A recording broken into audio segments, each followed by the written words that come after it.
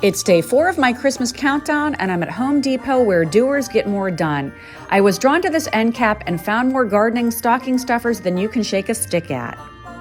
First up is this large soft grip pruner made by Fiskers. This tool helps bring lawn and order to your trees and shrubs by making it easy to snip branches and stems. It has a cut capacity of 3/4 inches and retails for $16.98.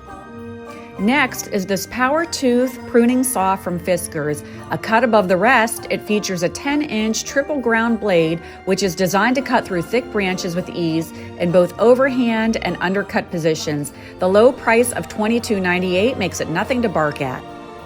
And don't forget about the maintenance of these hand tools. This Fiskars diamond-coated blade sharpener restores pruners, loppers, and hedge shears to new for the low price of $7.98.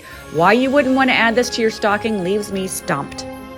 And lastly, I'm really digging this Husky grip hand transplanter for $9.98. It's made of rust-resistant stainless steel and has engraving markings on the head for accurate planting depths. Hope you enjoyed today's video. Make sure you're following to see the rest of the countdown.